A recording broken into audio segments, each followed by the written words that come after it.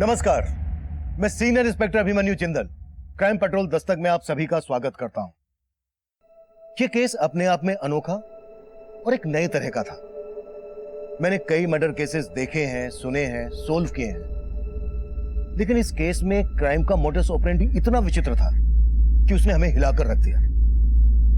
हत्याओं का मकसद रोंगटे खड़े कर देने वाला था। नामुमकिन को मुमकिन करने जैसे अपराध हुए थे। यह केस हर लिहाज से अकल्पनीय, अद्भुत और अमानवीय था। 21 फरवरी? नो वे पापा, अपने बर्थडे वाले दिन कोई शादी करता है क्या? अनन्या बेटा, 21 फरवरी से पहले 5 दिसंबर का ही मुहूर्त है। 5 दिसंबर? मम्मी मुझे नहीं जमेगा 5 दिसंबर। और मैंने आपसे पहले भी बोला था ना, मुझे फरवरी से पहले शादी नहीं करनी है। अभिषेक बेटा, 5 दिसंबर और 21 फरवरी के अलावा और कोई मुहूर्त ही नहीं है इस सीजन में। 21 फरवरी को अनन्या शादी नहीं करना चाहती और 5 दिसंबर को तुम। तो मम्मी आप अनन्या को समझाओ ना। अनन्या बेटा, अभिषेक की बचपन से हर जीत पूरी की है मैंने। अनन्या बेटा, अभिषेक की बचपन से हर जीत पूरी की है मैंने, लेकिन अब मैं बहू का साथ दूंगा। थैंक्स पापा, अब ना आप बस अभिषेक को समझा दीजिएगा। 5 दिसंबर परफेक्ट डेट है। मम्मी आप बिना सोचे समझे 21 फरवरी के कार्ड छपवा दो। शादी तो 21 फरवरी को ही होगी। जी मम्मी, हाँ ठीक है जी। 21 फरवरी? हाँ मतलब क्या? अरे तुम्हारी माँ से बात हो गई है मेरी। तो अरे सर, मैडम, हम लोग एक काम करते हैं ना, टॉस कर लेते हैं। जो टॉस जीतेगा वो शादी की डेट फाइनल कर लेगा। टॉस वॉस कुछ नहीं, 5 दिसंबर डन है। हाँ तो मुझे भी कोई टॉस वॉस नहीं करना है, और अगर तुम्हें मुझसे शादी करनी है ना तो 21 फरवरी को होगी, वरना तुम हाँ मत कर, छोड़ना, क्या फर्क पड़ता है वैसे भी। अनन्या यार, अब तू मुझे हर्ट कर रही है। और जो तू मुझे हर्ट कर रहा है उसका क्या अभिषेक?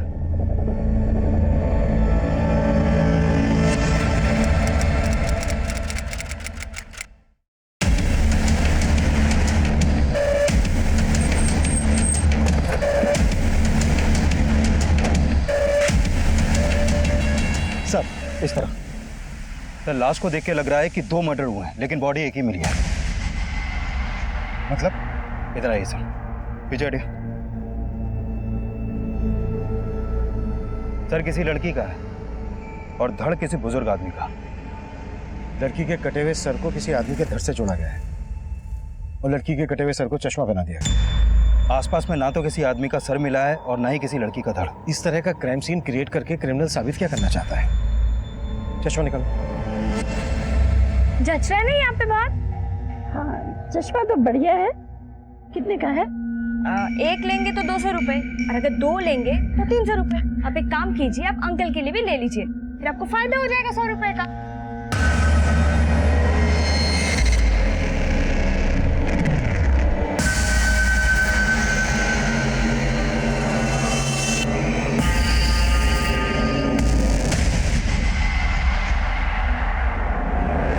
क्यों आप मेरा रास्ता क्यों रोक रहे हो? मैंने ना एक नॉवल में पढ़ा था, ये चश्मा ऐसा भी होता है, इसको पहनने के बाद सामने वालों के कपड़े के पार सब कुछ नजर आता है। तेरे पास है चश्मा ऐसा?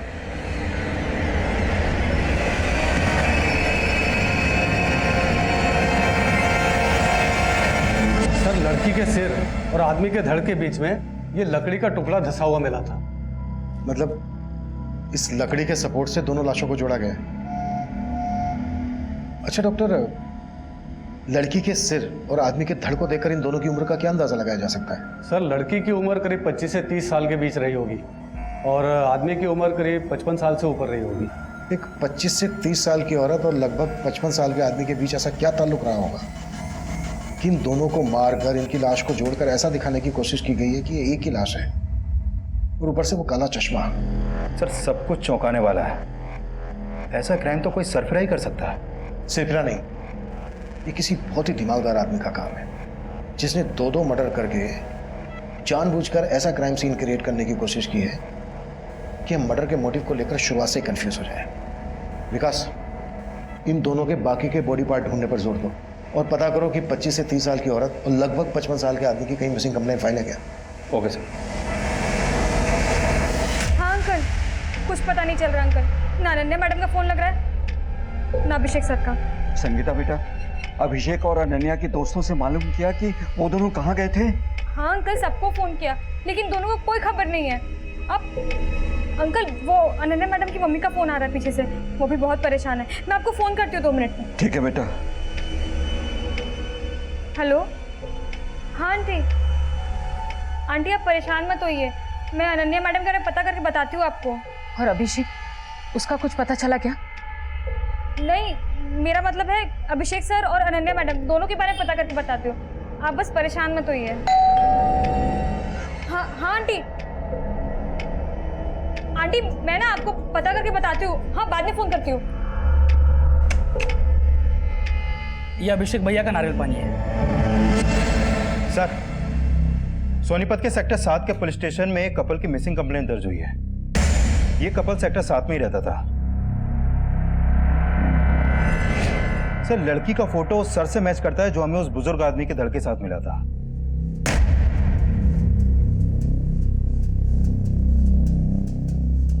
लेकिन इस लड़की के कटे हुए सर के साथ जो हमें जुड़ा हुआ धड़ मिला था, तो ये धड़ तो किसी बुजुर्ग आदमी का था। ये लड़का और लड़की लगभग दोनों सेम एज के लग रहे हैं, तो फिर ये धड़ किस बुजुर्ग आदमी का है? सर, फिलहाल ऐसा कुछ पता नहीं चला है कि इनके साथ कोई बुजुर्ग आदमी भी गायब हुआ था। इन दोनों अभिषेक और अनन्या के बीच रिश्ता क्या है? सर, इन दोनों की शादी होने वाली थी और इनकी मिसिंग कंप्लेंट इनकी मेड संगीता ने करवाई थी। क्योंकि अनन्या की मां बंगाल में रहती है और अभिषेक के पेरेंट्स पंजाब में। इनके घर की चाबी इनकी मेड संगीता के पास रहती है। उस एरिया के पुलिस स्टेशन से कांटेक्ट करो, हमें उस मेड संगीता से मिलना है। Okay sir.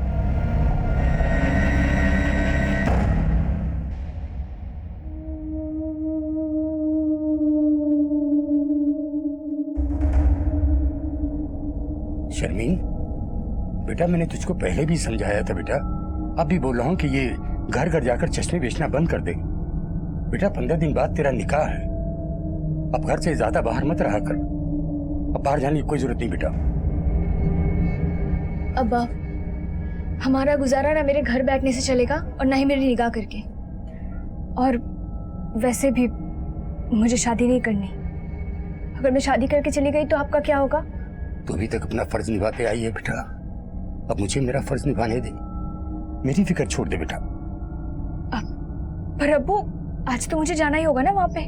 कंपनी वालों से मैंने एडवांस ले रखा है, बाकी जो चश्मे हैं वो बेच के पैसे चुकाने हैं मुझे।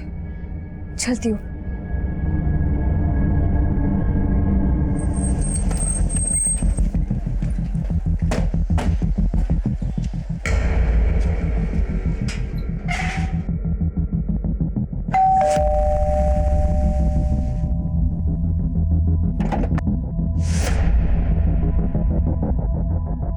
हमें अनन्या का कटा हुआ सर मिला है।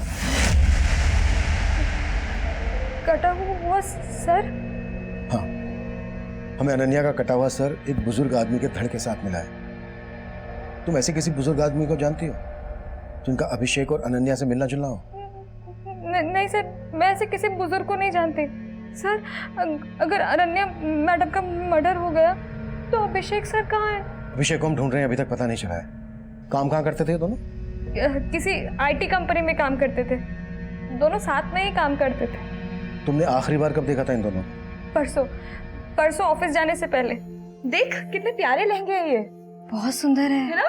हाँ प्यारे तो होंगे ही, इतने महंगे जो है। एक एक लहंगा 1-1 लाख रुपए का है। पर क्या है, तू डिसाइड कर ले कौन सा पहनेगी 21 फरवरी को। 21 फरवरी को तो नहीं पहनूंगी। तो शादी में जींस टॉप पहनेगी क्या?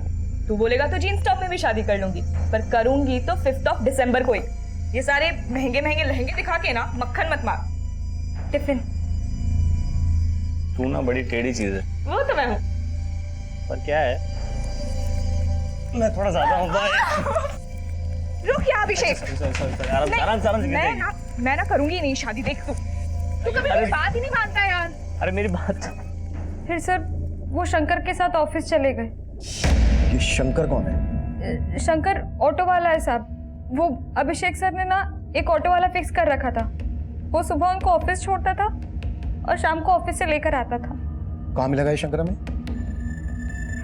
वो तो नहीं पता, लेकिन सर मेरे पास उसका नंबर है। संगीता, तुम्हें किसी पर शक है जो ये सब कर सकता है?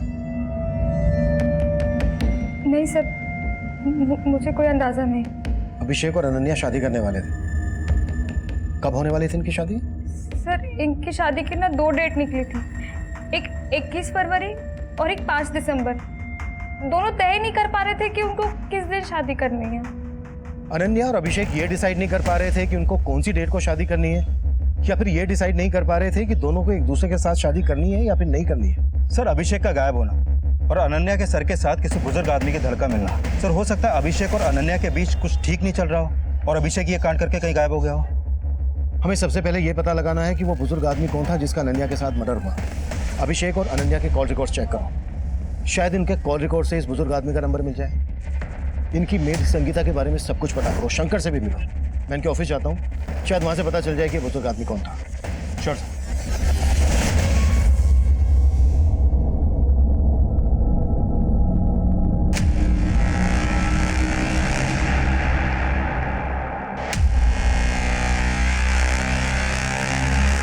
क्या चाहिए तुम लोगों को? चश्मा।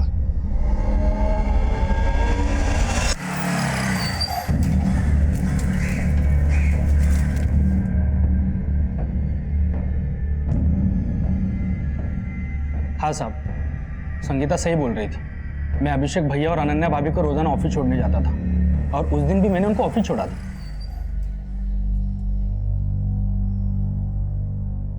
चलो भैया, टाइम पे आ जाना। हाँ भैया। लेकिन उस दिन तू उन्हें घर नहीं लाया था, कहाँ लेकर गया था उन्हें? साहब मैं कहीं नहीं लेके गया था। मैं जब उन्हें ऑफिस लेने गया तो अनन्या भाभी उनके एक दोस्त साहिल के साथ ऑफिस के बाहर आई थी। साहब उन्होंने अभिषेक भैया के बारे में कुछ नहीं कहा और साहिल के साथ चली गई। ये साहिल कौन है? वो अभिषेक भैया के ऑफिस में काम करते हैं। साहब फिर अगले दिन मैं उन्हें ऑफिस ले जाने के लिए घर पे गया। ये अभिषेक भैया का नारियल पानी है। भैया और भाभी रेडी ऑफिस के लिए या टाइम लगेगा? वो दोनों तो कल रात से घर ही नहीं आए हैं। और तब मुझे पता चला कि वो दोनों गायब हैं। गायब सिर्फ अभिषेक है, अनन्या का कटा हुआ सर मिला है। क्या? वो भी एक बुजुर्ग आदमी के धड़ के साथ। तू उन्हें रोज ऑफिस के लिए पिकअप और ड्रॉप देता था, उन्हें भैया भाभी कहकर बुलाता था। कोई दूर दूर का रिश्ता था क्या तेरा उनसे? साहब हमारे बीच कोई रिश्ता तो नहीं है, लेकिन अभिषेक भैया बहुत अच्छे इंसान हैं। हमेशा दूसरों की मदद करने में आगे रहते हैं। साहब उन्होंने हमेशा मेरी मदद की है। वो मुझ जैसे रिक्शा वाले को क्या, हर किसी को आदर सम्मान देते हैं। तो तू किसी ऐसे बुजुर्ग आदमी को जानता है जैसे तेरे अभिषेक भैया सम्मान देते थे? नहीं साहब, मैं किसी ऐसे बुजुर्ग को नहीं जानता हूँ।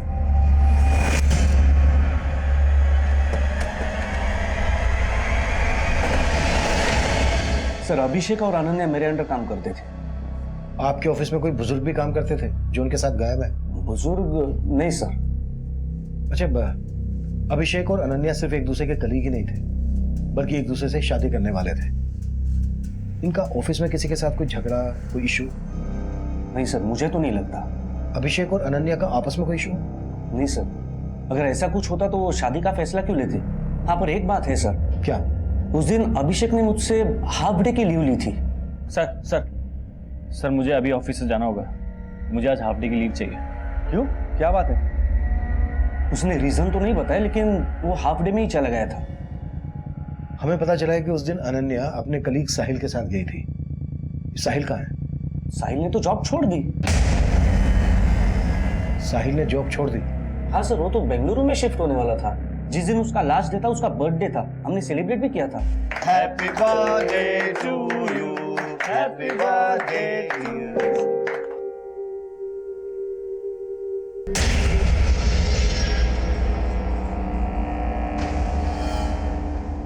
सर अभिषेक उस दिन काफी अपसेट था, लेकिन अनन्या काफी खुश लग रही थी। अभिषेक अपसेट क्यों था? साहिल की वजह से। बर्थडे पार्टी के बाद भी अनन्या और अभिषेक साहिल को लेकर ही बात कर रहे थे। अनन्या, मुझे कुछ नहीं सुनना साहिल के बारे में। अभिषेक, साहिल हमेशा के लिए बेंगलुरु जा रहा है, और वो सिर्फ मुझे ही नहीं,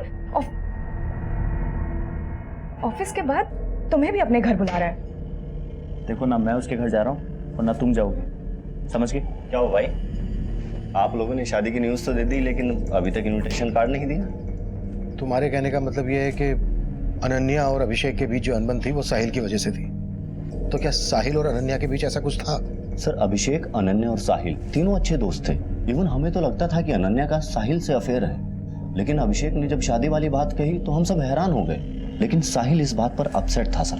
साहिल, जब तुम कह चुके थे कि हमारे बीच में कुछ नहीं हो सकता है, सब खत्म हो गया है, तो अब अगर मैं अभिषेक से शादी कर रही हूँ तो तुम्हें क्या प्रॉब्लम हो रही है?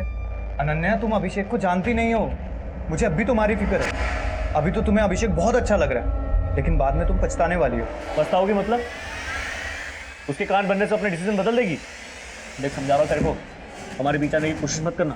अब मैं क्या कर लेगा? बताओ तुझे। एक minute guys, please calm down. Sir तब तो बहुत गर्मा गर्मी थी अभिषेक और साहिल के बीच में, लेकिन साहिल बाद में उनका दोस्त बन गया था।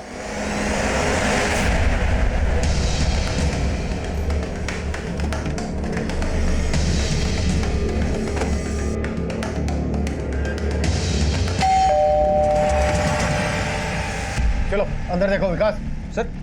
सर आप क्या कर रहे हैं सर? तुझे अच्छे से पता है हम यहाँ क्यों आए हैं। अनन्या को क्यों मारा तूने? मैंने कुछ नहीं किया सर। तू आखिरी बार अनन्या के साथ देखा गया था। हाँ सर, ये बात सही है कि मैं अनन्या को यहाँ लेकर आया था, क्योंकि नेक्स्ट वीक मैं बेंगलुरु शिफ्ट हो रहा था, तो मैं एक पार्टी देना चाहता था, इसलिए मैंने अभिषेक और अनन्या दोनों को इन्वाइट किया था। अभिषेक के साथ तूने एक बुजुर्ग को भी इन्वाइट किया था। उस बुजुर्ग के धड़ के साथ हमें अनन्या का कटा हुआ सन मिला है। अब ये बोल, अभिषेक को कहाँ गायब करके रखा है तुमने? पर सर अभिषेक तो यहाँ आए नहीं थे सर। सर उससे मैं लास्ट वीक ऑफिस में ही मिला था और हम यहाँ अभिषेक की वेट करते रहे। छोड़ो ना, अगर वो नहीं आना चाहता तो उसे फोर्स मत करो।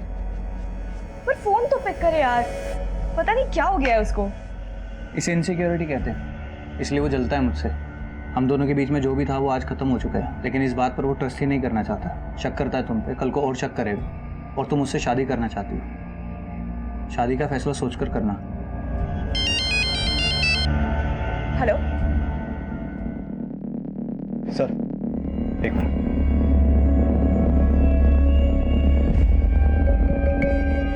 सर यहाँ कुछ भी सस्पिशियस नहीं मिला, लेकिन अब इस पर भरोसा नहीं कर सकते। उस रात किसकी एक्टिविटीज चेक करो। ओके सर मुझे ये भी लग रहा है अगर अनन्या का अभिषेक के अलावा इस साहिल से भी रिलेशन है तो हो सकता है जिस बुजुर्ग आदमी का धड़ अनन्या के सर के साथ मिला उसके साथ भी अनन्या का कोई रिश्ता हो जिसके बारे में किसी को नहीं मालूम।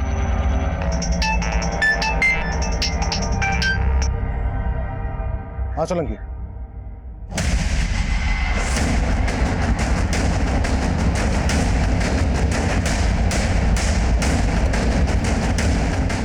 आइए सर ये बॉडी मिली है सर। इसने भी उसी तरह चश्मा पहन रखा है सर। इसका सर बुजुर्ग आदमी का है और धड़ किसी लड़की का है। ये देखिए सर, अभी 10-12 दिन पहले जब मैं गणेश नगर में पेट्रोलिंग कर रहा था तो ये बुजुर्ग मेरे पास भागे भागे आए थे और इन्होंने कहा था कि इनको किसी ने चाकू दिखाकर लूट लिया। सर मैं इनके साथ उस क्राइम स्पॉट पर भी गया था जहाँ पे इनको लूटा गया था। सर उस टाइम मुझे ये बुजुर्ग थोड़े अजीब लगे। मतलब अजीब क्या था इनमें? सर इनको अपने पर्स और चेन से ज्यादा अपने चश्मे की फिक्र थी। चश्मे की फिक्र? देखिए, मुझे घड़ी चैन वगैरह कुछ अगर नहीं मिले तो चलेगा, लेकिन वो चश्मा मुझे मिलना चाहिए। सर उस टाइम ये थोड़े घबराए हुए लग रहे थे तो मैं इनको इनके घर छोड़ा है। ये मेरा बेटा है। क्या हुआ जी? वो किसी ने इनको चाकू दिखा के लूट लिया। क्या? किसने लूट लिया? वो हम लोग पता लगा लेंगे।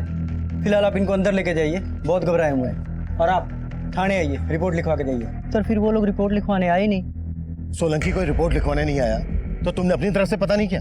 वो सर मैं उस टाइम किसी और केस में बिजी था तो दिमाग से निकल गया। लेकिन सर इनका नाम और नंबर मैंने ले लिया था। ये गणेश नगर में रहते हैं सर। इनका नाम विजेंद्र है। सर ये गणेश नगर तो अपने एरिया में आता है। अगर वो धड़ विजेंद्र जी का है जो हमें 3 दिन पहले अनन्या के सर के साथ मिला, इसका मतलब इनकी मौत 3 दिन पहले ही हो गई थी। तो फिर विजेंद्र जी के घर वालों ने इनकी मिसिंग कंप्लेंट क्यों नहीं दर्ज करवाई? और ये सोलंकी बोल रहा है कि इन्हें अपने पैसे, चैन, इन सबसे ज्यादा अपने चश्मे की फिक्र थी। चश्मे की फिक्र? और दोनों क्राइम सीन पर हमें चश्मे मिले। Sir excuse me sir. Hello, ठीक है सर। अभिषेक और अनन्या के पेरेंट्स सोनीपत आ गए। विकास, तुम अनन्या और अभिषेक के पेरेंट्स और बाकी सबसे पता करो कि इन बुजुर्ग का अभिषेक और अनन्या से क्या कनेक्शन हो सकता है। मैं सोलंकी के साथ इनके घर जाता हूँ और वहां से इनका एक प्रॉपर फोटो भेजता हूँ तुम्हें। श्योर साहब।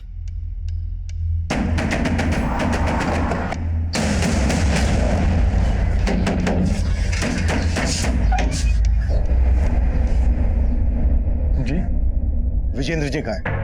सर वो पापा तो हरिद्वार गए हुए हैं। हरिद्वार नहीं गए, मर्डर हो गया उनका।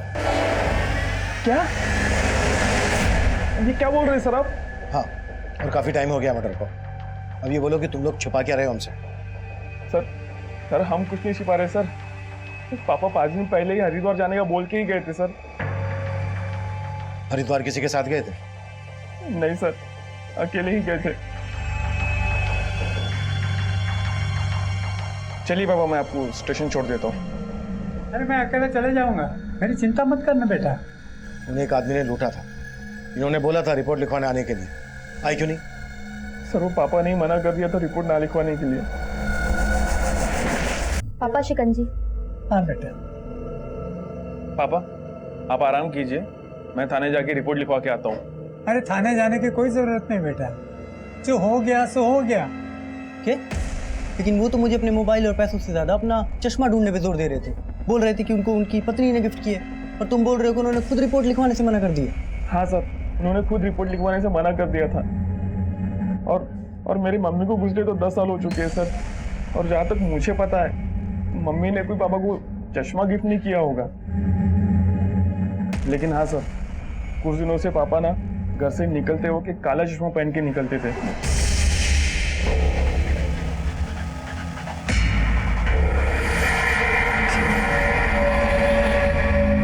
विजेंद्र जी की लाश हमें 2 लड़कियों के साथ मिली। अभी जिस लड़की के साथ लाश मिली उनकी, उस लड़की के धड़ के साथ उनका सर जुड़ा हुआ था। लेकिन इससे पहले जिस लड़की के साथ हमें उनकी लाश मिली, उस लड़की के सर के साथ विजेंद्र जी का धड़ जुड़ा हुआ था, और वो लड़की ये है, और इसका नाम है अनन्या। जानते हैं उसको? नहीं सर, मैं तो इसे नहीं जानता।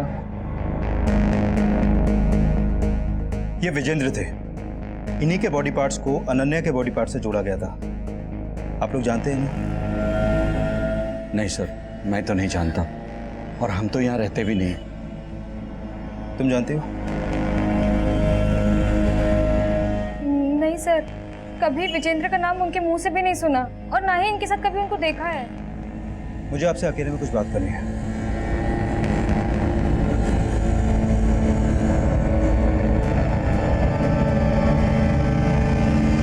देखिए, मैं सुनने में आया है कि अनन्या और अभिषेक के बीच में सब कुछ ठीक नहीं था। क्या कभी भी अनन्या ने इसके बारे में आपसे बात की? ऐसा कुछ भी नहीं है। वो लोग एक दूसरे से बहुत प्यार करते थे, बहुत खुश थे वो लोग। बल्कि आए दिन वो लोग मुझसे वीडियो कॉलिंग पे बात भी करते थे। माँ देखो, अच्छे है ना? और भी है, ये देखो, सब अभिषेक ने चूज किया है। ये कैसा लग रहा है? मैंने क्या क्या सपने देखे थे उन दोनों के लिए, और एक ही झटके में। लेकिन 21 फरवरी से प्रॉब्लम क्या थी अनन्या को, जो वो शादी नहीं करना चाहती थी? 21 फरवरी को अनन्या का बर्थडे है। वो अपना बर्थडे हमेशा स्पेशल तरीके से बनाती है, इसलिए वो उस दिन शादी नहीं करना चाहती थी, और कोई रीजन नहीं है। सर 5 दिसंबर 2 ही महीने बाद है, और अभिषेक चाहता था कि उसको थोड़ा सा टाइम मिल जाए, ताकि वो इस किराए के घर को छोड़कर अपना घर खरीद ले, और उसी घर में उसकी शादी हो। कोई घर वर देख रखा था अभिषेक ने? नहीं सर, अभी फंड्स कलेक्ट कर रहा था, और मैं भी उसकी उसमें मदद कर रहा था। लेकिन इसमें 2 राय नहीं है सर कि अभिषेक अनन्या से ही शादी करना चाहता था। अभिषेक और अनन्या के बीच में कोई मनमुटाव नहीं था सर।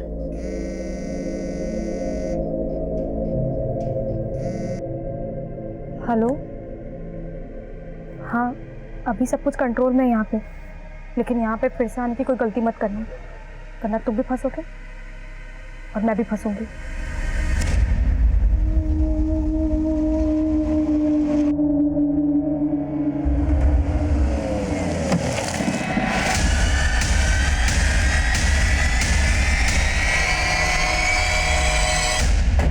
सर मुझे तो विजेंद्र जी के बेटे पे भी शक हो रहा है। सर एक तो वो थाने में रिपोर्ट लिखवाने नहीं आया, ऊपर से बोल रहा है कि मेरे पिताजी हरिद्वार गए हुए थे। लापरवाही तुमसे भी हुई है। वो नहीं आए तो भूल गए उस चोर को जिसने विजेंद्र को लूटा था?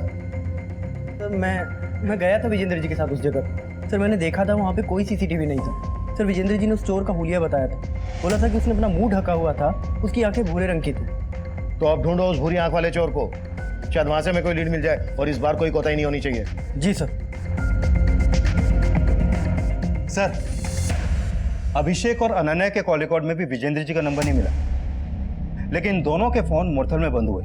अभिषेक के फोन से लास्ट कॉल अनन्या को मुरथल से हुआ, और उसके बाद अनन्या का फोन भी मुरथल तक ट्रेवल हुआ, और फिर इन दोनों के फोन वहां पर बंद हो गए। हमें लाशें मिली गुहाना में और फोन बंद हुए मुरथल में। मुरथल में अभिषेक, अनन्या और विजयन से कनेक्टेड कोई आदमी रहता है क्या? नहीं सर, फिलहाल ऐसा कुछ पता नहीं चला है।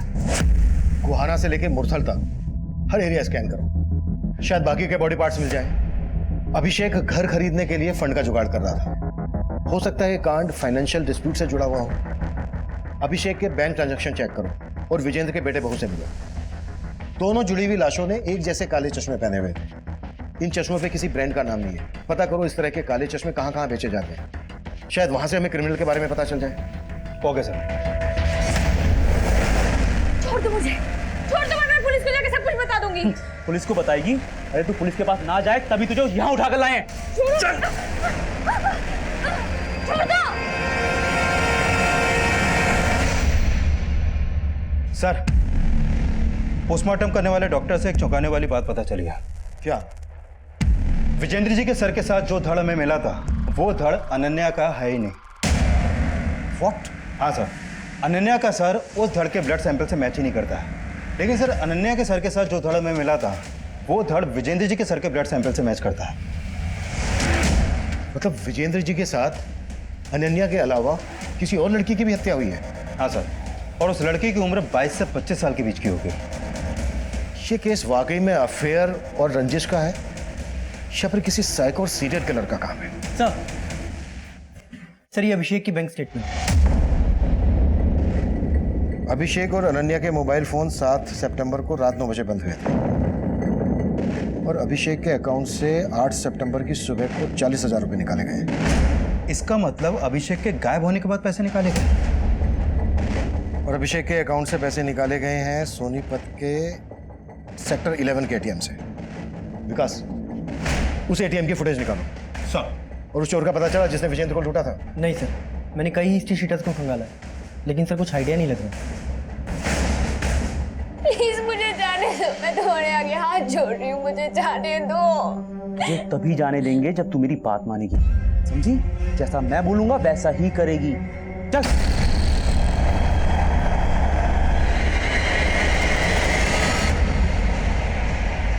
सर, ये उस एटीएम की सीसीटीवी फुटेज है जहां से अभिषेक के डेबिट कार्ड से पैसे विड्रॉ किए गए थे और पैसे अभिषेक ने नहीं, इसने निकाले। साहब मैंने कुछ नहीं किया साहब। बोल, क्या कांड किया तूने और कौन कौन लोग शामिल हैं तेरे साथ? साहब मैंने कोई कांड नहीं किया, खुद अभिषेक भैया ने मुझे डेबिट कार्ड दिया था पैसे निकालने के लिए। हाँ बस। यार तूने वो फाइल दिया था क्या? हाँ बस हो ही गया, कंप्लीट था। हाँ भैया मैं आपसे बोला था ना, मुझे 30,000 रुपए की जरूरत थी, तो कुछ हो जाता तो। अरे हाँ, एक मिनट। 40,000 निकाल लेना, 10,000 मुझे चाहिए। साहब वो कार्ड उन्होंने मुझे उनके गायब होने के 2 दिन पहले दिया था। बेवकूफ समझ रहा है हमें, कहानी बना रहा है। साहब मैं कोई कहानी नहीं बना रहा, अभिषेक भैया ने खुद मुझे कार्ड दिया था और एक्स्ट्रा 10,000 रुपए निकालने के लिए कहा था। वो तब से लेके अभी तक जेब में लेके घूम रहा हूँ, लेकिन वो अचानक से गायब हो गए। तो वो जहाँ गायब है तू जानता है? साहब मैं नहीं जानता हूँ। अभिषेक सर अपना कार्ड शंकर को क्यों देंगे? सर ये शंकर जरूर झूठ बोल रहा है। हाँ सर, आप पता कीजिए उसने अभिषेक के साथ क्या किया। सर, अनन्या को तो हम खो ही चुके, कम से कम अभिषेक को। तुम्हारे पापा को 2-2 जवान लड़कियों के साथ जोड़ रही है पुलिस। उनके रहते तो बदनामी का डर था ही, उनके जाने के बाद भी कोई कम बदनामी नहीं हो रही है। सच में ये पापा ऊपर जाने के बाद में भी हमें चैन से जीने नहीं दे रहे। मैं तुमसे कह रही थी पुलिस को जाकर खबर कराओ कि पापा हरिद्वार के नाम से निकले और फिर गायब हो गए हैं। अब भुगतो पुलिस को ना बताने का नतीजा। ये पुलिस वाले हमें चैन से जीने नहीं देंगे।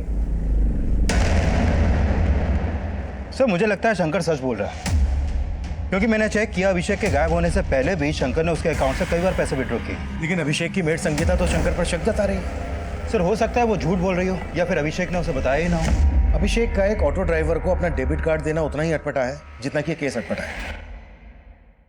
हो सकता है अभिषेक ने पहले से प्लान बना के रखा हो और उसने अपने इस प्लान में शंकर को भी इन्वॉल्व कर लिया हो। एक काम करो, शंकर को छोड़ दो, जाने दो उसे, पर उस पर नजर रखो। हो सकता है इससे हमें अभिषेक की लीड मिल जाए। ठीक है सर। सर, एक बात और पता चली है, अभिषेक के गायब होने से पहले उसका कार्ड कई बार दिल्ली और हरियाणा की अलग अलग वाइन शॉप और बार्स में भी स्वाइप किया गया है। जिन जिन बार में भी अभिषेक का डेबिट कार्ड स्वाइप हुआ है वहां पर अभिषेक के बारे में पता करो। और अनन्या के बैंक अकाउंट भी चेक करो, शायद यहां से हमें कोई लीड मिल जाए। Sure sir. Ketan sir. Hello. Hello Sahil, Ketan बोल रहा हूँ। बेंगलुरु जाने की तैयारी हो गई? सर आप क्यों जले पे नमक छिड़क रहे हैं? पहले ही पुलिस वालों ने मुझे शहर से बाहर जाने को मना किया। सारा प्लान चौपट हो गया है। पर मुझे तो लगता है इन सबके चक्कर में ना बेंगलुरु की जॉब हाथ से ना चली जाए। टेंशन मत लेना, वहां की जॉब हाथ से निकल गई ना तो अपनी कंपनी में काम करने वापस आ जाना, ठीक है? Okay sir.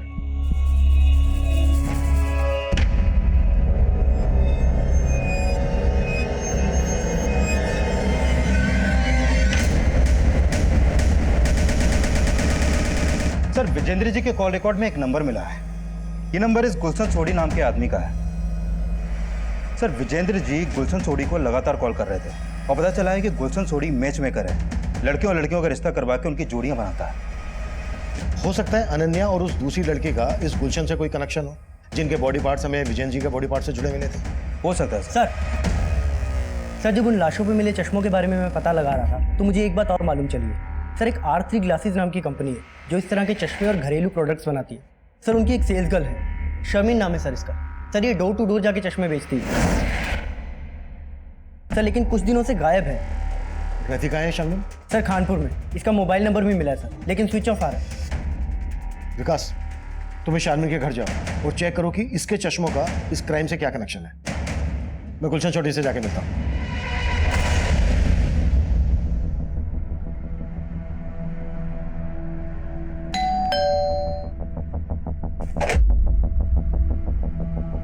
जी गुलशन चौधरी। जी सर। हमें विजेंद्र जी के बारे में बात करनी है।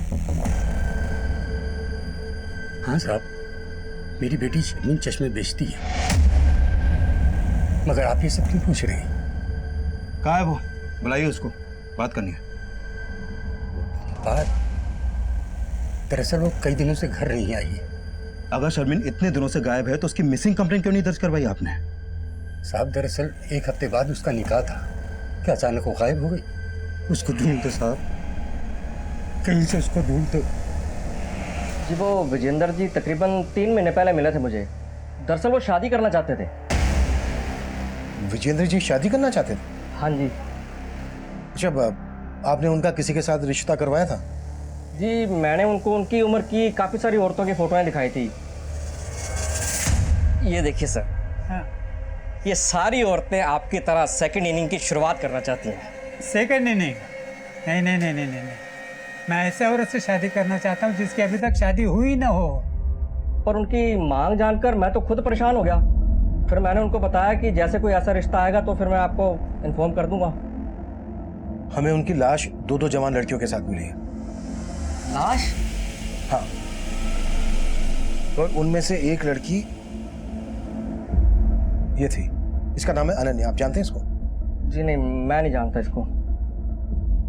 किसी दूसरी जवान लड़की के साथ रिश्ते की बात करवाई थी इनकी? सर जी कोई पला जवान लड़की इतने बुजुर्ग आदमी के साथ शादी क्यों करेगी? अच्छा, विजेंद्र जी शादी करना चाहते थे, ये बात उनके घर वालों को मालूम थी? नहीं जी, मुझे तो विजेंद्र जी अकेले मिलने आते थे। ये शर्मिन नाम की लड़की भी शादी करना चाहती थी, आप जानते हैं इसको? नहीं सर, मैं नहीं जानता। सर पापा इस उम्र में शादी क्यों करेंगे? जरूर आपको कोई गलत इन्फॉर्मेशन मिली है सर। तुम्हारे पापा गुलशन सोडी नाम के मैचमेकर से मिल रहे थे लगातार। ये गुलशन ही तुम्हारे पापा के लिए रिश्ते ढूंढ रहा था। ये सब झूठ है सर। पापा तो मम्मी से बहुत प्यार करते थे सर। देखो, अगर हमसे कुछ भी छुपा रहे हो तो सच बोल दो, वरना तुम्हें बहुत परेशानी होगी। हम आपसे कुछ नहीं छुपा रहे सर। जरूर है मेरे पापा को बदनाम करने की चाल है। वो गुलशन आपसे झूठ बोल रहा होगा सर।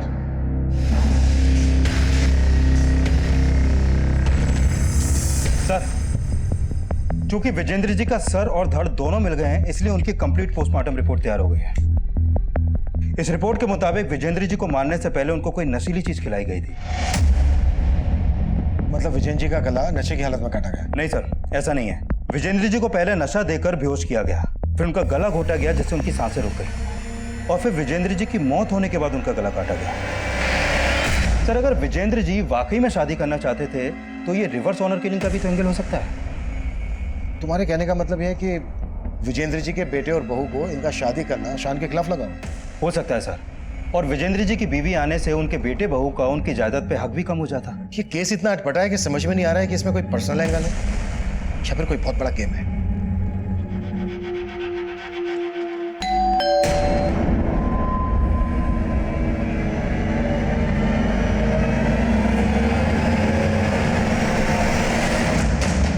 सर मुझे लगता है ये केस पर्सनल एंगल से ही क्रैक हो सकता है। अच्छा, मैं अनन्या के बैंक ट्रांजैक्शन चेक कर रहा था तो मुझे मिला कि उसके मर्डर से 10 दिन पहले उसके अकाउंट से 22,024 रुपए किसी सगमा इंटरप्राइजेस के नाम ट्रांसफर हुए थे। पता करो ये सगमा इंटरप्राइजेस क्या चीज बनाती है। Sure sir. सर अभिषेक जिन जिन बार्स में जाता था उनमें से एक की सीसीटीवी में कुछ मिला है। अभिषेक के साथ इसमें 2 लड़के दिख रहे हैं, एक का चेहरा दिख रहा है और एक का नहीं दिख रहा है। सर दूसरे लड़के के बारे में हमें शंकर से पता चल जाएगा।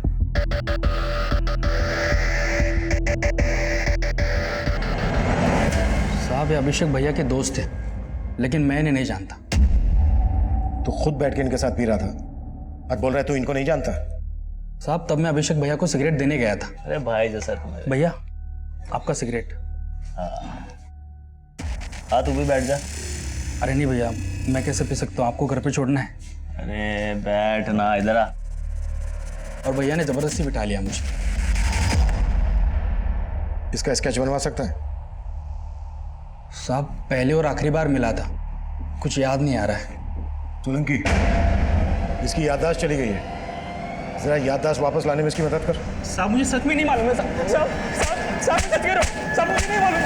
सर अनन्या के बैंक अकाउंट से जिस संगमा इंटरप्राइजेस कंपनी को पैसे ट्रांसफर हुए थे वो कंपनी सीसीटीवी कैमरा और हिडन कैमरा इंस्टॉल करने का काम करती है। मैंने उधर बात की तो पता चला कि अनन्या ने अपने घर में सीसीटीवी कैमरा नहीं बल्कि हिडन कैमरा इंस्टॉल करवाए थे। Hidden camera? हाँ सर, और वो कैमरे अनन्या ने खुद इंस्टॉल करवाए थे।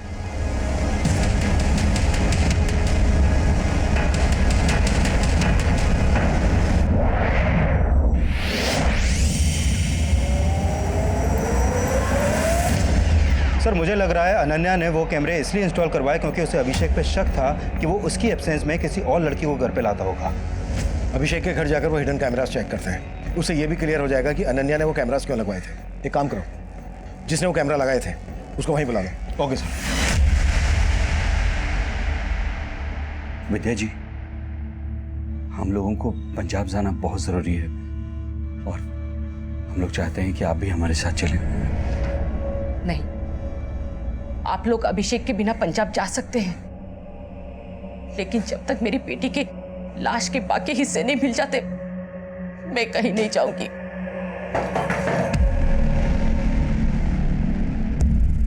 हमें यहाँ की तलाशी लेनी है। तलाशी? जी, ये रहा सर्च वारंट।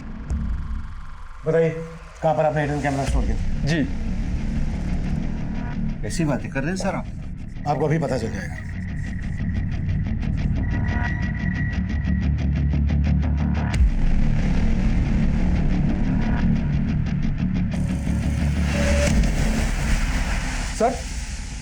सर हमने जो कैमराज लगाए थे वो गायब है। उनकी फुटेज जरूर किसी पीसी या लैपटॉप में स्टोर की गई। कुछ मिला? पीसी या लैपटॉप? हाँ सर, ऊपर एक लैपटॉप है, चेक करो।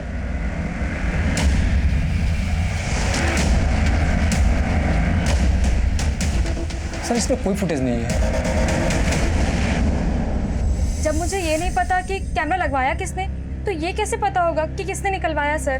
तुम यहाँ पर अनन्या के आने के पहले से ही काम कर रही थी, है ना? जी सर। क्या अभिषेक पहले यहाँ पर किसी लड़की के साथ? नहीं सर, अभिषेक सर वैसे नहीं थे जैसा आप सोच रहे हैं। हो सकता है संगीता भी शंकर की तरह अभिषेक की वफादारी कर रही हो। लेकिन सर शंकर तो कुछ उगल ही नहीं रहा और संगीता के खिलाफ भी अभी तक कुछ नहीं मिला है।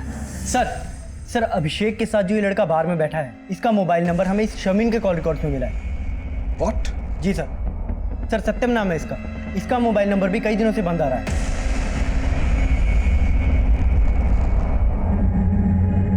तो ये जो दूसरा आदमी है ये सत्यम से कनेक्टेड होगा और इन दोनों से हमें अभिषेक की लीड मिल सकती है।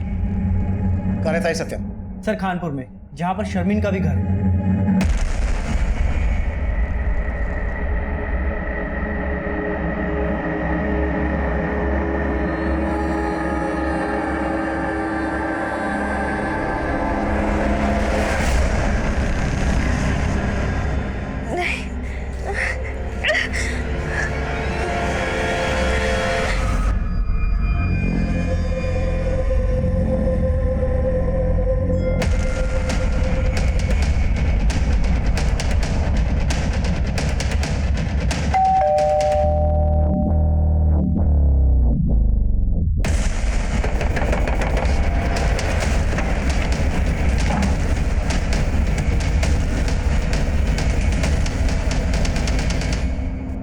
फेस पर, इसके हाथों पर, बॉडी पर कई जगह चोटों के निशान है।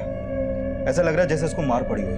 लेकिन दरवाजा अंदर से लॉक था। इसने वाकई में सुसाइड किया है?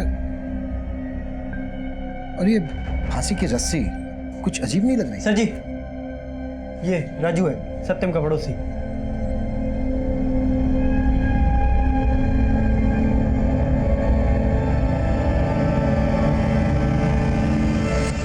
सत्यम के साथ यहाँ कौन कौन रहता था? सर सत्यम की एक माँ है जो यूपी में रहती है। वो यहाँ पे अकेले ही रहता था। सत्यम काम क्या करता था? वो जॉब करने आया था लेकिन उसे मिल नहीं रही थी, तो काफी परेशान था वो। अच्छा, सत्यम एक शारमीन नाम की लड़की के साथ काफी टच में था। ये है शारमीन, जानते हैं इसको? सर जानता तो नहीं हूँ, लेकिन काफी बार इसे आते जाते देखा है यहाँ पे। सत्यम के साथ जो ये लड़का है, इसका नाम है अभिषेक। और ये जो दूसरा लड़का है, इसको जानते हो? शायद इसका भी आना जाना हो। नहीं सर, मैं इसके बारे में कुछ नहीं जानता। सर शामिन सत्यम को जानती थी और सत्यम अभिषेक को। कहीं ऐसा तो नहीं कि अभिषेक का शामिन से अफेयर हो, जिसके लिए अनन्या ने अपने घर में कैमरा इंस्टॉल करवाया और अब शायद शामिन अभिषेक के साथ गायब है। लेकिन शारमीन अभिषेक के साथ गायब है या अकेली गायब है, ये कंफर्म कैसे होगा? और इस सबके बीच में सत्यम की मौत का क्या राज है? विकास, एक काम करो, अभिषेक के घर के रास्ते में जितने भी सीसीटीवी हैं खंगालो और शारमीन के अब्बू से अभिषेक और सत्यम के बारे में बात करो। Okay sir. नहीं साहब, मैं इनमें से किसी को नहीं जानता और मेरी बेटी का किसी के साथ कोई चक्कर नहीं था। अरे उसकी तो अभी शादी होने वाली थी। मेरी बच्ची को ढूंढने दीजिए साहब। उसने कुछ गलत नहीं किया है, लेकिन उसके साथ जरूर कुछ गलत हो रहा है।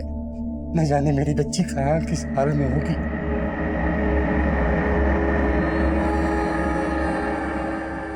शारमीन तब हमारे लिए पहेली बनी हुई थी। तब हम उसे सस्पेक्ट मानकर चल रहे थे, लेकिन वो इस केस में एक विक्टिम थी। वहीं सत्यम तब हमारे सामने इस केस में एक विक्टिम बनकर आया था। उसकी मौत संदिग्ध हालत में हुई थी। सत्यम की लाश जिस रस्सी से लटकी हुई मिली थी, वो रस्सी हमारा ध्यान खींच रही थी। आदमी औरत की जुड़ी हुई लाशें, काला चश्मा और वो रस्सी। इस केस में सब कुछ विचित्र था और ये सिलसिला थमने का नाम नहीं ले रहा था। और इन विचित्र पहेलियों में एक और पहेली जुड़ने वाली थी। सर अभी तक हम मान रहे थे कि 3 मर्डर हुए हैं और हमें अनन्या के धड़ और एक लड़की के सर की तलाश थी, लेकिन यहाँ पर तो लड़की के सर के साथ साथ एक और लड़के का धड़ मिला। ये देखिए सर। चश्मा निकालो।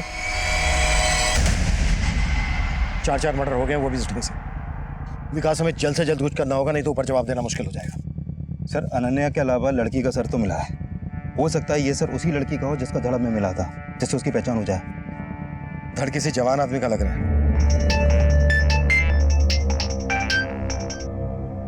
हाँ सोलंकी। सर अभिषेक के घर के पास वाले सीसीटीवी में मुझे शर्मीन या कोई और लड़की तो नहीं दिखाई दी है, लेकिन हाँ सर, एक लड़का दिखाई दे रहा है जो मुझे सस्पिशियस लग रहा है। ये देखिए सर, ये रास्ता अभिषेक के घर की तरफ जाता है और अभिषेक और अनन्या के गायब होने के पहले ये लड़का लगभग रोजाना अभिषेक के घर की तरफ जाता था और कई घंटों बाद लौटता था।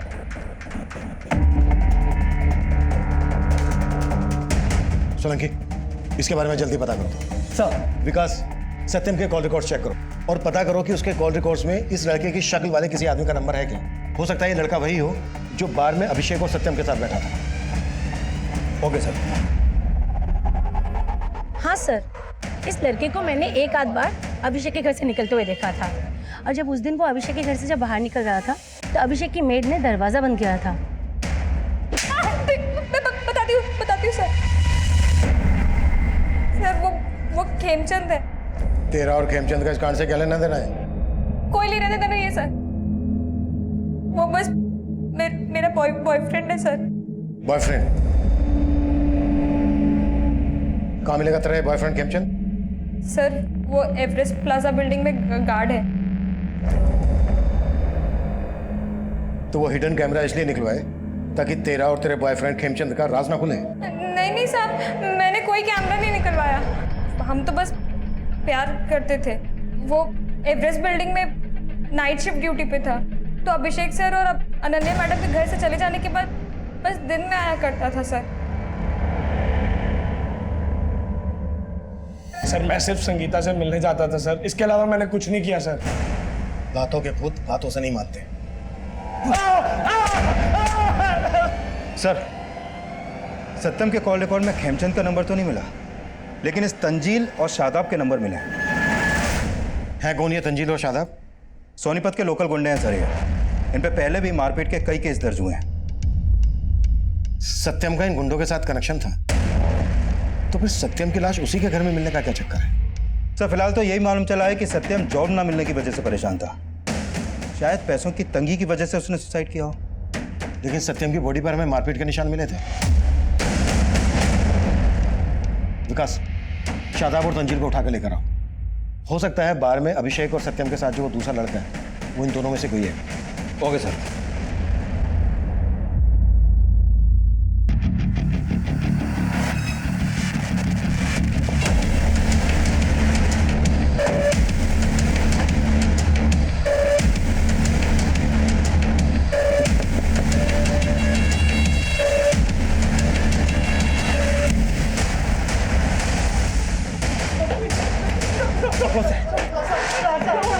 लेके चलो।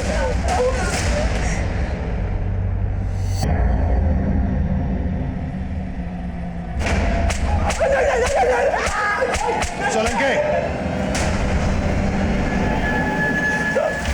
साहब हमने किसी को नहीं मारा साहब। मैं शर्मिंद को पसंद करता था साहब, और वो सत्यम को चाहती थी, उससे निकाह करना चाहती थी, इसलिए हमने उसको उठा लिया साहब।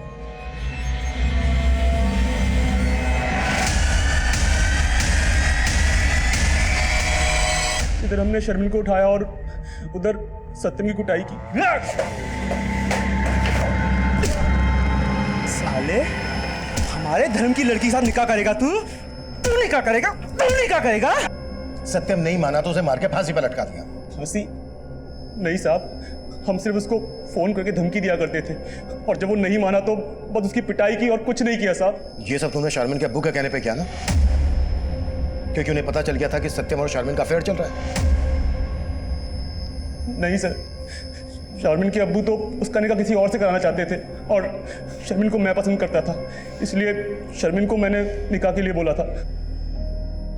सत्यम को भूल और मुझसे निकाह कर ले। प्यार करती हूँ मैं उसे। दूसरे धर्म का है वो। तेरा निकाह मुझसे होगा, नहीं तो मैं किसी से नहीं होने दूंगा। समझी? सोलंके, तंजील और शादाब ने जो बयान दिए थे, उनके बयान से इन जुड़ी हुई लाशों के राज नहीं खुल रहे थे। और शारमिन से हमारा बात करना इसलिए भी जरूरी था क्योंकि शारमिन जिस तरह के काले चश्मे बेचा करती थी, उसी तरह के काले चश्मे इन जुड़ी हुई लाशों ने भी पहने हुए थे। लेकिन तंजील और शादाब की हैवानियत का शिकार होने के बाद फिलहाल वो इस कंडीशन में नहीं थी कि बयान दे सके। अब इस केस में एक नया सिरा खुलने वाला था, और ये सिरा हमारी इन्वेस्टिगेशन की नई दिशा तय करने वाला था। सर, जिस दूसरी लड़की का सर में मिला था उसको इस गुलशन के एक पड़ोसी ने आइडेंटिफाई किया है। सर, उस आदमी ने बताया कि उसने इस लड़की को गुलशन के घर में कई बार जाते हुए देखा है, और सर विजेंद्र जी का बेटा नमन भी कुछ दिन पहले गुलशन के घर में देखा गया।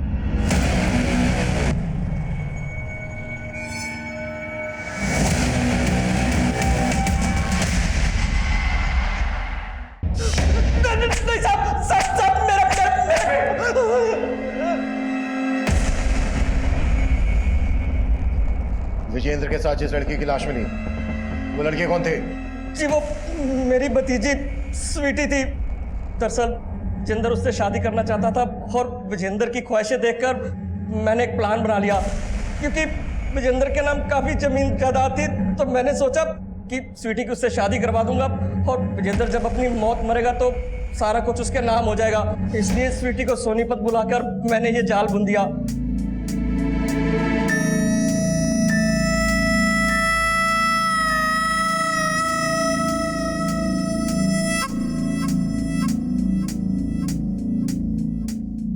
और देखते देखते वो स्वीटी पर लट्टू हो गया। वो उसको घुमाने लगी, और पिछले दिनों वो स्वीटी को पार्टी पर भी लेकर गया था। कौन सी पार्टी? जी वो तो मेरे को मालूम नहीं है, पर जब से वो गई है तब से लौटी नहीं। मैं उसकी मिसिंग कंप्लेंट लिखवाता तो खुद भी फंस सकता था, इसलिए मैं चुप्पी मारकर बैठ गया साहब। विजेंद्र का बेटा नमन भी तेरे से मिलने आता था? क्यों मिलने आता था? साहब आपके मिलने के बाद आया था वो। जी कहिए। मैं जानता हूँ कि तुम एक लड़की के साथ मिलकर मेरे पापा विजेंद्र को घुमा रहे हो। बोलो कौन है वो लड़की? भाई कौन सी लड़की? तुम्हें कोई गलतफहमी हो गई है। मैं किसी लड़की बड़की को नहीं जानता। मैंने उसको झूठ बोला था क्योंकि साहब मैं डर गया था कि वो आपको कुछ बता ना दे। सर मुझे नहीं मालूम कि मेरे पापा किसी लड़की से मिल रहे थे। जब आपने मुझे गुलशन के बारे में बताया तब मैं वहाँ गया, और जानना तो जरूरी था ना सर कि वो लड़की कौन थी जिसके चक्कर में मेरे पापा को लेकर लोग तरह तरह की बातें बना रहे थे। और इसी लोग लज्जा से बचने के लिए तूने अपने पापा और उस लड़की को? नहीं सर, मैंने ऐसा कुछ नहीं किया। गुलशन ने हमें बताया कि तेरे पापा स्वीटी के साथ एक पार्टी में गए थे। इस बारे में कुछ जानता है? पार्टी? हाँ।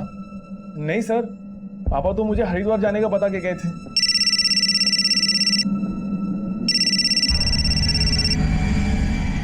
हाँ सोलंकी। सर शर्मिन को हॉस्पिटल से डिस्चार्ज कर दिया गया है। अब वो घर पे है और हम उससे बात कर सकते हैं। ठीक। मैंने अब्बू को ये नहीं बताया था कि मैं सत्यम से प्यार करती थी, क्योंकि वो अलग धर्म का था ना, और मुझे ये नहीं पता था कि तंजील और शादाब मिलके मेरे साथ ऐसा करेंगी। और मुझे लगता है सत्यम की मौत के पीछे वही लोग जिम्मेदार हैं। शर्मिन, जिस तरह के चश्मे तुम बेचती हो उसी तरह के चश्मे उन जुड़ी हुई लाशों ने पहने हुए थे। अब हमसे कुछ भी छिपाए बिना सब कुछ सच सच बता दो। अनन्या, विजेंद्र जी और स्वीटी, इनमें से किसी को जानती हो? विजेंद्र जी और स्वीटी को तो मैं जानती हूँ। सत्यम जहाँ जॉगिंग करने जाता था विजेंद्र जी भी वही आते थे। दोनों की दोस्ती भी हो गई थी, और सत्यम ने मुझे एक बार स्वीटी और विजेंद्र जी दोनों से मिलवाया था। और उस दिन स्वीटी ने मेरे से चश्मा लेके विजेंद्र जी को गिफ्ट किया था। सत्यम अभिषेक को भी जानता था, और सत्यम और अभिषेक के साथ ये जो लड़का है इसको जानती हो? नहीं सर, मैं इनको नहीं जानती। 5 सितंबर को विजेंद्र जी और स्वीटी एक पार्टी में गए थे। इस बारे में कुछ जानती हो? हाँ, 5 सितंबर को तो सत्यम मुरथल में कहीं गया था।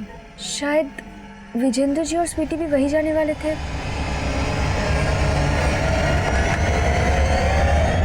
सर अनन्या और अभिषेक का फोन भी मुरथल में ही बंद हुआ था, और विजेंद्र जी, स्वीटी और सत्यम भी मुरथल ही गए थे। शायद वो पार्टी मुरथल में ही हो। लेकिन गुहाना में लगभग 15-15 किलोमीटर की दूरी पर हमें सबकी लाशें मिली, और मुरथल में सब क्यों और किस वजह से इकट्ठा हुआ? सर हो सकता है अभिषेक ने इन सबको वहां पर इकट्ठा किया हो। पर किस मकसद से? और ऐसी भी क्या पार्टी हुई जिसमें सबके सब मारे गए और सबकी लाशों को जोड़कर उन्हें काले चश्मे पहना दिए गए? सत्यम ने सुसाइड कर लिया, वो भी इस अनोखी सी दिखने वाली रस्सी से लटक कर। और सर अभी तक हमें यह भी नहीं पता चल पाया है कि स्वीटी के सर के साथ जो धड़ हमें मिला था वो किस लड़के का था। हमें कैसे भी करके उस लड़के का सर और अनन्या के धड़ का पता करना है। गुहाना से लेकर मुरथल तक पूरा एरिया स्कैन करो और पता करो ये सब के सब कौन सी जगह पर मिले थे। Okay sir.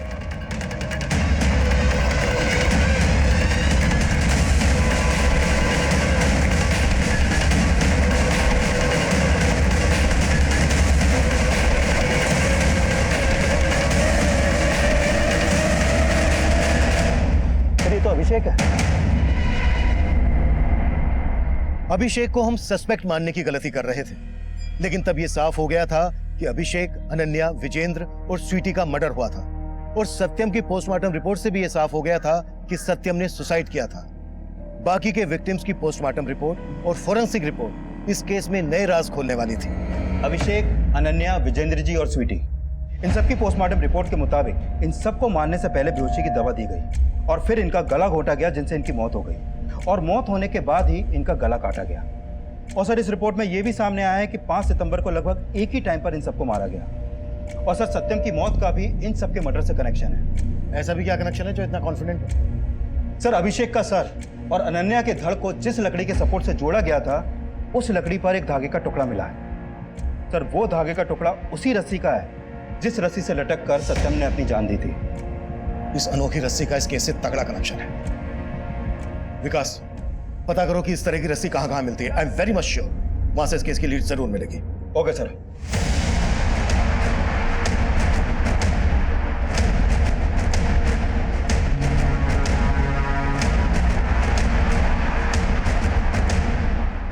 नहीं सर, ऐसी रस्सी कोई सप्लायर नहीं बनाता।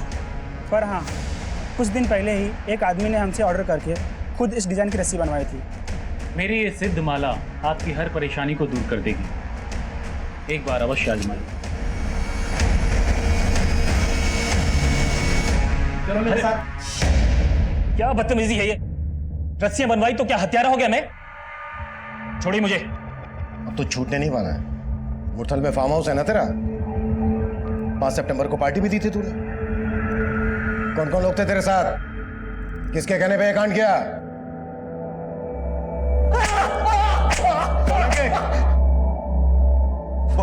बता सब सिर्फ सत्यम ही नहीं, मैं भी तंगी से बहुत परेशान था।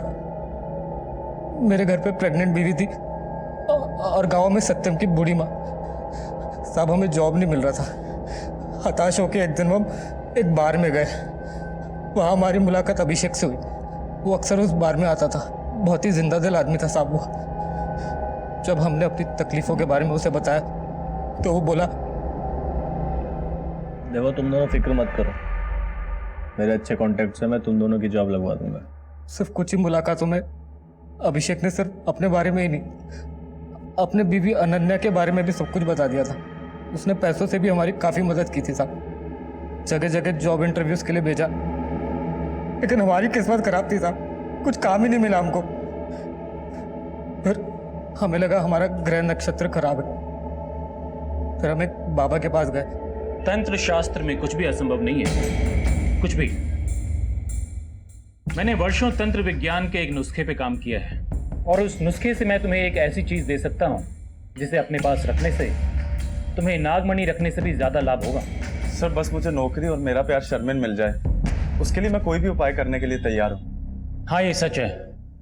मैंने ही राजू और सत्यम से कह के 2 सच्चे प्यार करने वाले जोड़ों को वहां बुलवाया था। सर मैं अभिषेक को जानता था। मालूम था कि वो अनन्या से सच्चा प्यार करता है। वहीं सत्यम की पहचान विजेंद्र अंकल से थी। वो भी किसी जवान लड़की के प्यार में पागल थे। फिर उस रात हमने उन लोगों को झूठ बोला कि हमारी जॉब लग गई है और पार्टी के लिए उन्हें मुरथल बुला लिया। बाबा ने हमको बोला था कि उस रस्सी से चारों का गला घोट के मारना है, इसलिए सबसे पहले हमने उनकी कोल्ड ड्रिंक में नशे की दवा मिला दी थी और फिर उन्हें पिला दी।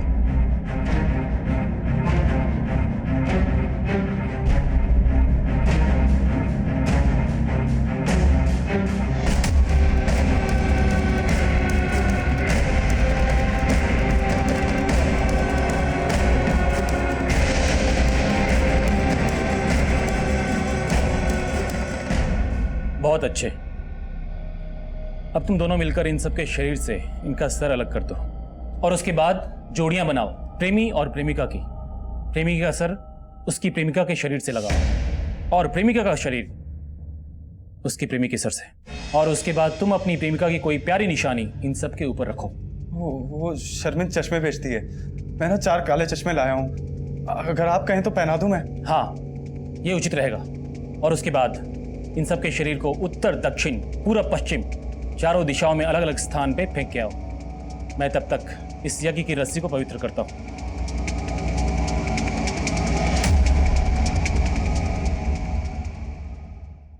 उस जादुई रस्सी के लिए हमने उस बाबा को 51,000 रुपए अभिषेक से उधार मांग के दिए थे और उसने कहा था उसको रखने से ये होगा वो होगा, लेकिन कुछ नहीं हुआ था साहब। उल्टा हमें ही दोष दे रहा था वो।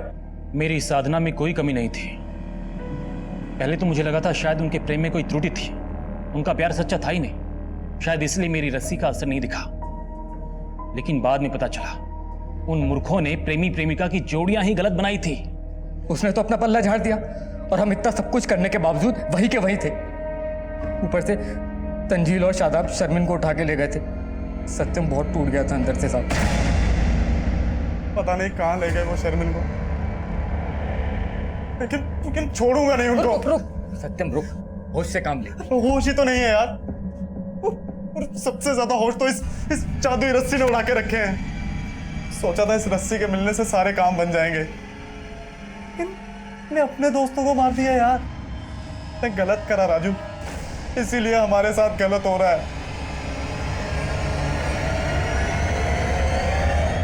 हम दोनों बहुत शर्मिंदा थे साहब, लेकिन मुझे नहीं पता था कि सत्यम जब आप उसके घर पर आए तब पता चला कि उसने सुसाइड कर लिया।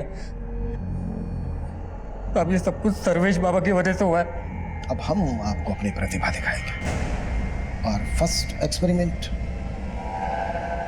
लोगों को मार के उनके साथ एक्सपेरिमेंट करता है। इतना कुट्टो इसको, इतना कुट्टो कि इसकी सारी प्रतिभा निकल जाए। इस केस में पागलपन की सभी सीमाएं लांघ दी गई थी। हमने सोचा नहीं था कि यह केस तंत्र और अंधविश्वास से जुड़ा होगा। कभी कभी जो हम सोचते हैं हकीकत उससे बिल्कुल अलग होती है। लालच में आकर राजू और सत्यम ने जो सोचा वो कभी हो नहीं सकता था। उन्होंने इस पाखंड के लिए सारे पैसे अभिषेक से ही उधार लिए और अभिषेक के साथ साथ उन्होंने अपने बाकी के दोस्तों को भी मार दिया, पर अंत में उनके हाथ कुछ नहीं लगा। सर्वेश जैसे लोग हमारी सोसाइटी के लिए खतरा हैं। किसी की जान लेकर कभी किसी को खुशी नहीं दी जा सकती। ऐसे लोगों पर कभी भरोसा नहीं करना चाहिए। किसी को जाने समझे बिना उससे मुस्कुराकर हाथ मिला लेना अच्छा है, जरूरतमंदों की मदद कर देना और भी अच्छा है, पर किसी से दोस्ती करने से पहले एक बार उसके अंदर झांक कर देख लेना बेहद जरूरी है। अगर अभिषेक और विजेंद्र ने सत्यम और राजू को सही से समझने की कोशिश की होती तो उन्हें इस अपराध की दस्तक मिल गई होती, इससे बचा जा सकता था। अब मैं सीनियर इंस्पेक्टर अभिमन्यु जिंदल आप लोगों से विदा लेता हूं। आपसे फिर मुलाकात होगी एक नए केस के साथ। स्वस्थ रहिए, सतर्क रहिए और देखते रहिए क्राइम पेट्रोल दस्तक। मकसद बताना नहीं, बचाना है।